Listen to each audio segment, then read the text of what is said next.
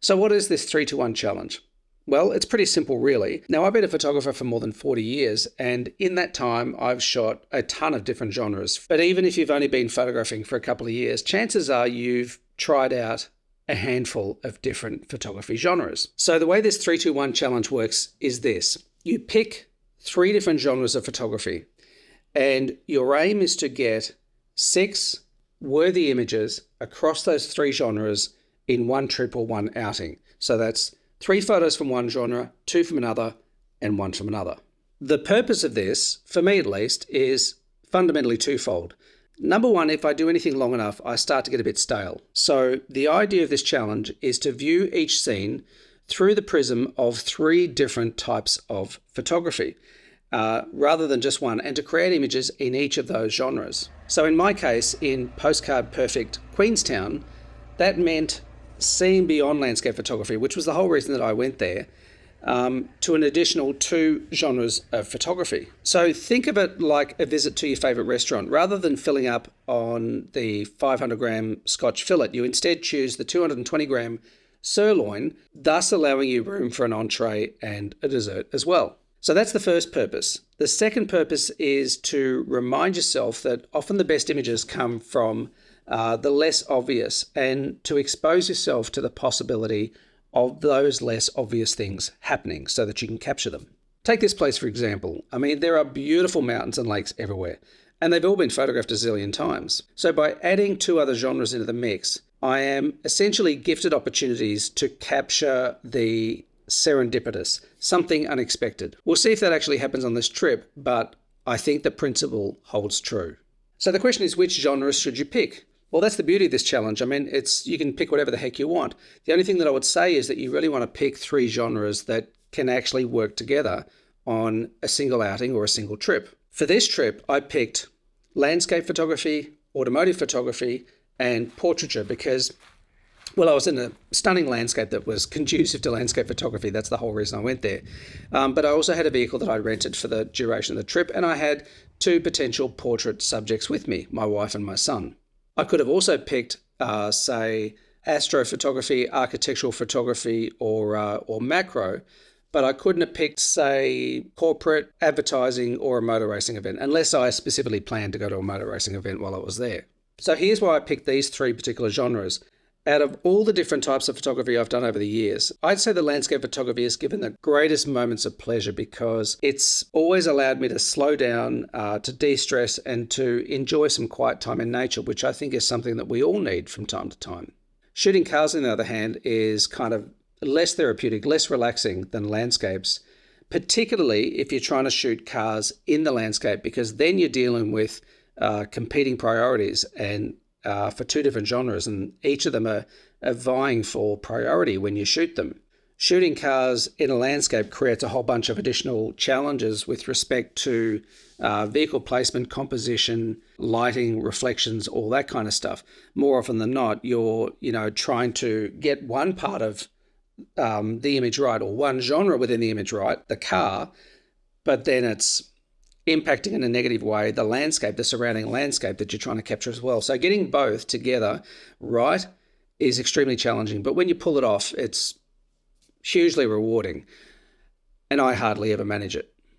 Portraits also can be extremely satisfying because, number one, we're all drawn to faces, and when you can capture a brief moment in a person's humanity through the lens of your camera, I think it's just magical.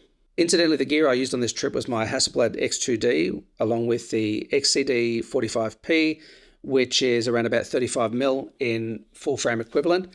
I also used the R mount Leica 80-200, which is roughly 60-160 in full frame, and the Voigtlander VM mount 21mm lens with an adapter, also the Leica with an adapter, and the 21mm is equivalent to around about 16.5mm in full frame. So here are my favourites from this challenge. First, in the landscape category.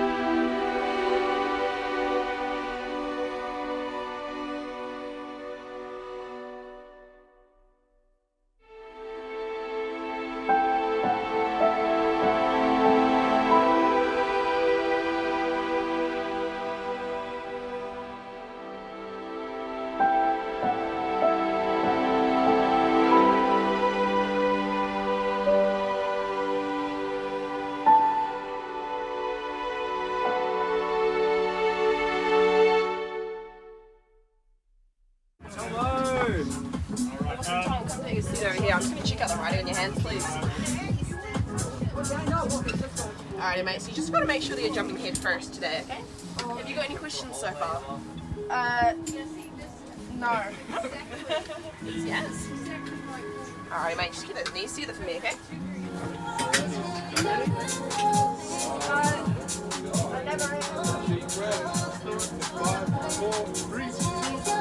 Yay! Woohoo! Oh shit!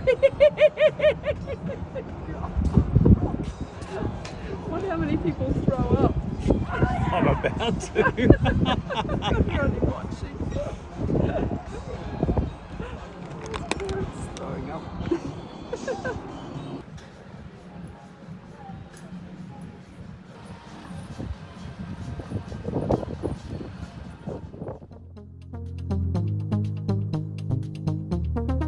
Honestly, it was hard to pick just three from this category because I've never been presented with so many incredibly beautiful landscape subjects in such a short period of time. So here are a few extras, which you might want to call honourable mentions.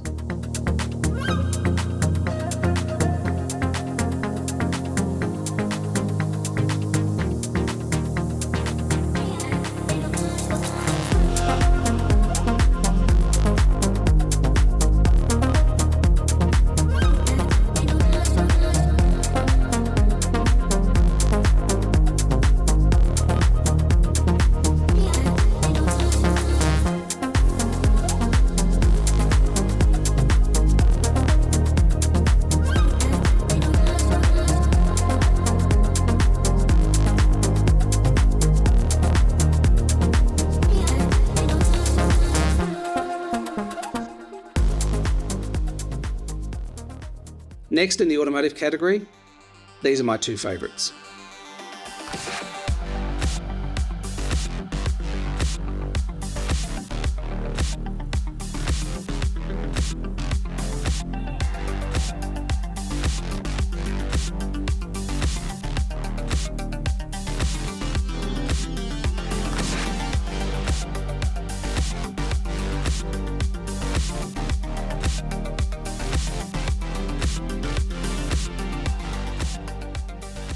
And finally, in the portrait category, I have to pick this one.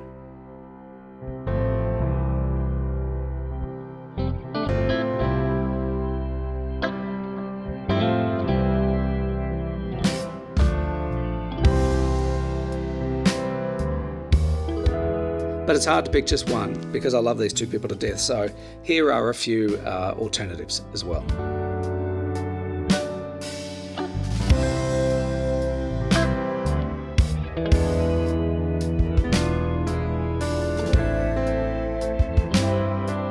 So the lesson for me in all of this was to remember what it was like, what I was like when I first started my photography journey back in 1980. The bottom line was I photographed everything, and that was when we were shooting film, and it was expensive, and I was a teenager, but I still shot everything.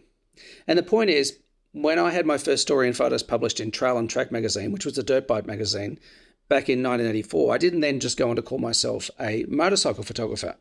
When I went on to shoot images of business leaders, Grand Prix races, houses, cars, musicians, models, landscapes, all that kind of stuff, I didn't call myself an XYZ photographer. I was just a photographer. So what the 3-2-1 challenge did for me was it reminded me to approach each outing with a broader palette of options, not to box myself into what it was I originally went there for. Like any creative endeavor, it's always wise to get inspiration from multiple sources, not just the medium in which you're operating at the time. This challenge gives you a taste of that approach to things within the one medium of photography. So you get to experience that principle and practice it at the same time. I get inspiration from lots of different things, from music, architecture, industrial design, fashion, movies, nature, and of course other artists, photographers, and creators. Often the effects on my own work are subtle, but they're no less valuable. The influences all contribute to the story that you tell yourself when you go out there and you're presented with a range of potential subjects. They all inform how you view them and how you interpret them and how you want to capture them through your camera. Anyway, let me know which photos you like the most in this video. If you enjoyed this, please do give it a thumbs up. Subscribe if you can, and I hope to see you in the next one. Bye for now.